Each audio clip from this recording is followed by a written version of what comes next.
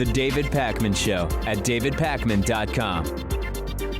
Welcome to the bonus show. I'm glad to say that we are now getting to the point where there are other countries in which I don't live, that are starting to be able to open back up from the virus. And I admit I'm jealous. I'm actually very, very jealous because we are seeing a very different curve than a lot of other countries. Italy has been ravaged by the virus. It's been a long lockdown. It's been a much more strict lockdown than we've had here. But 4.5 million Italians are getting back to work and they are lifting some restrictions. Of course, Italy, a huge death toll and one of the first countries other than China to be hit hard. March 9th is when a lockdown started in Italy. It's incredible. It's been almost 2 full months of lockdown in Italy. But now we're seeing the construction sector, which is doing a lot of outdoor work, getting back to it. Wholesale and some manufacturing is getting back to it. Restaurants are able to reopen, but it's takeout only. So one of the things I'm going to deal with on Friday, Pat, in audience questions is how long can we stay shut down? And in order to even answer that question, we have to understand we never shut down the way European countries did. Restaurants in Boston have remained open for takeout and delivery. That's just starting in Italy. Yeah, you take a look at what Italy's now going to start doing. It's pretty similar to what we've been doing this whole time, right? Yes. They'll have the restaurants open, but only for takeout. They'll have their parks open, but of course you'll have to institute those social distancing measures. By and large, that's been the policy here in the United States. I mean, I don't think there have been that many parks that have shut down, although there are cases of that. Yeah.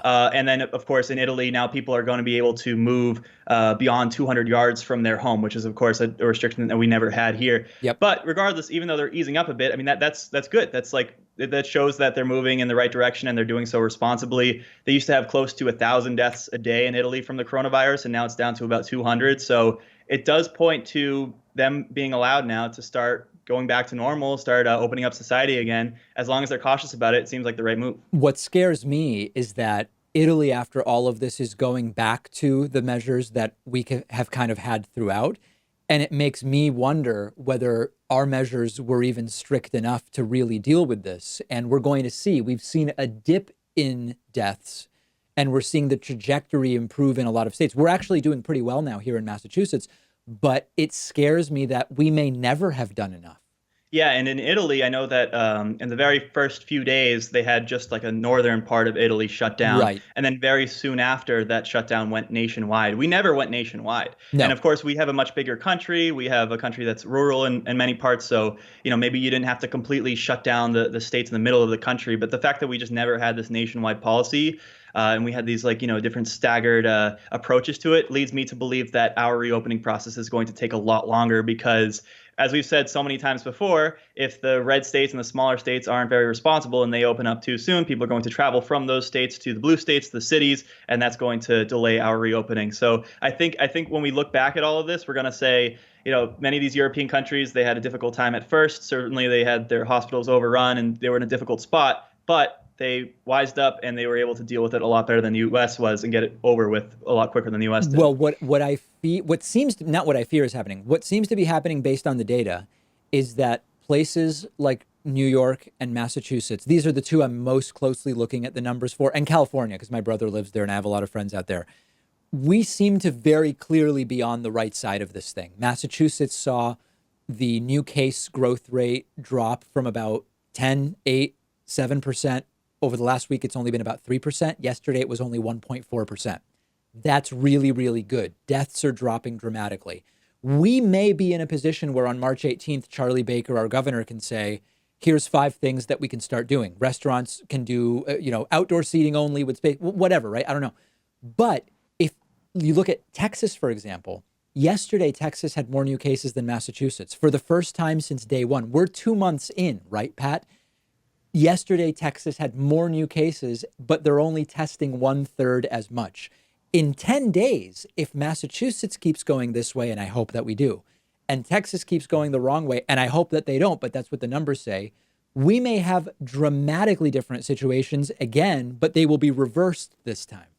So what if it becomes completely clear that it's wrong for these red states to open up too soon, that it was a mistake for Texas and Georgia and all these other red states to open up at the time that they did. And we can take a look at the numbers. We can see the caseload and the deaths go up after they decided to make that premature decision. Yeah. Do you think that they'll take it back? Do you think that they'll lock down again? Do you think that these red state governors will decide, hey, that wasn't the right thing to do, and we're going to actually just want to hunker down for a few months and then think about reopening later on? Like, what would be the result of that? Would they double I have down? no Like, idea. who knows what would happen? I in that really instance? don't know. I mean, listen, in Mississippi, Governor Tate Reeves made the right decision. We talked about it yesterday. Mississippi was planning to reopen, and they saw the numbers were going in the wrong direction, and the governor changed his mind. And that's actually good. That should be applauded, right? I don't know if other states are going to do that. I really have no idea, and it'll just be a matter of wait and see. Yeah, I mean, you'd like to think that these leaders are such smart people and that they'll listen to the public health experts. But then, of course, you have people like Brian Kemp in Georgia who found out 2 months later than everyone else that the coronavirus can spread through asymptomatic carriers. And then you realize maybe we shouldn't have all this trust and hope in our leaders after all. Right. He made 50 decisions about the virus first, then learned that there's such a thing as asymptomatic or pre-symptomatic spread. Very ugly stuff. We've been talking a lot about what will happen with schools. But one thing that's starting to happen is that there are more and more lawsuits against universities from students who want money back partially because they're saying that online learning simply isn't providing the same caliber of education that they were expecting if they were to be on campus. And I have to tell you, Pat, I don't totally disagree with this. Now, what's important to understand is that there have already been many refunds for room and board. So if you have tuition and you have fees and you have room and board, if you didn't end up living on campus and eating at the dining commons for spring semester, the school owes you a refund. And as far as I know, schools have not been problematic when it comes to giving those refunds. What we're now talking about is a tuition and fee refund. Fees, which are often facility type fees for being on campus, and tuition, arguing that, you know what, the learning experience isn't as good if it's over Zoom or Google Hangout. And I don't totally disagree with them, to be perfectly honest. Yeah, and part of that membership and part of the fees and tuition, all that stuff that you pay goes towards being able to use the gym, being able to go to the library, being able to use the labs. And of course, you can't use any of those facilities anymore. So it does make sense to me, at least, that you should have some sort of partial refund for it. Also, it seems to me that the university would be making or saving some money because they don't have to spend as much on like utilities to keep everything open. They don't have to clean the facilities as often because people aren't going to them. So it would make sense then that you'd want to pass those savings on to the students. Although unless I think a college or university is faced with some sort of class action lawsuit, they'll be hesitant to do that because why would you issue out those payments before people make a big thing out of it? So for me, the common sense argument is very clear, which is you pay for an educational experience that includes, aside from whether you're living on campus, you pay for the classroom setting, the campus and its amenities, et cetera, et cetera. If you are not getting that, there has to be some financial accounting for that. That's my instinct.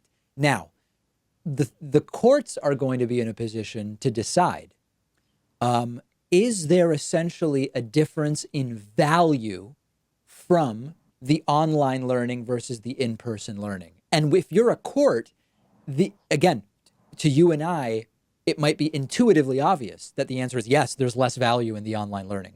But for a court to decide it, they essentially have to concede, is the degree worth less if it's known that you were online, and will it affect your earnings after the fact? Or will your knowledge be diminished? It's a decision that when a court decides, it has a certain weight and precedent that I see as difficult for courts to say people are owed money back. I actually do see it as difficult.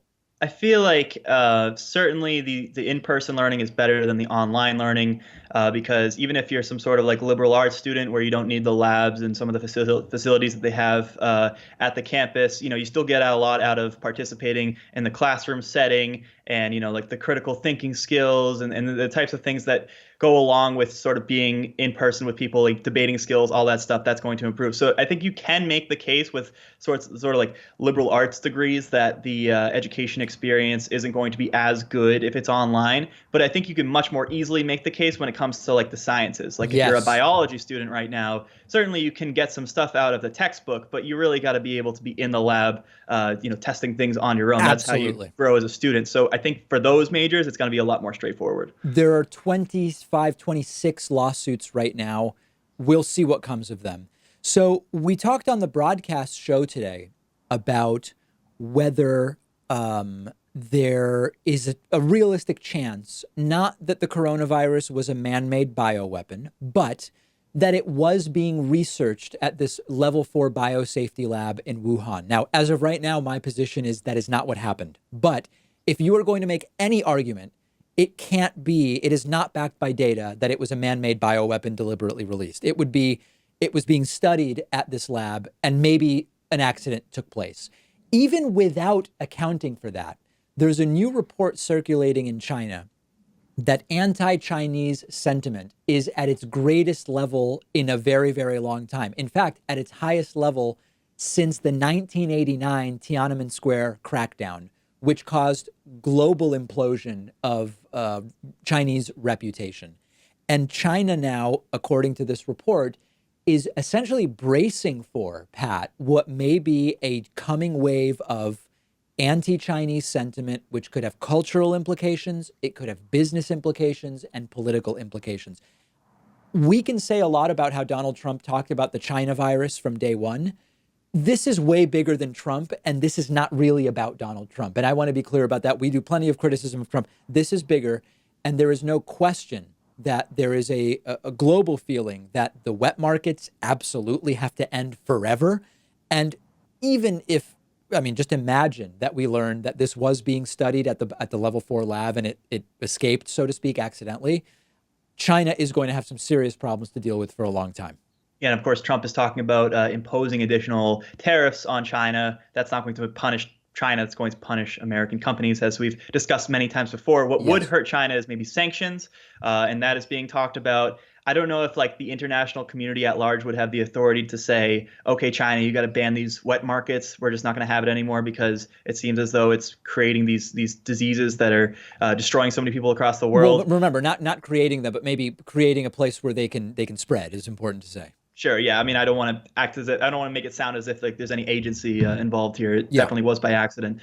But like, also China is one of the most powerful countries in the world, right? So maybe they wouldn't be able to crack down so hard on them. Like if this virus originated out of some smaller country, I think it would be a lot easier to sort of like scapegoat that country and maybe place sanctions on them and make sure that we sort of like have some sort of international response to what happened. Whereas with China, maybe they would back off a little bit because they have all this power. Well, what you're pointing to is the next thing I wanted to talk about, which is that even if we determined, hey, whichever way this came from China, that needs to be dealt with. Either it's dealing with wet markets or it's dealing with the biosafety or whatever.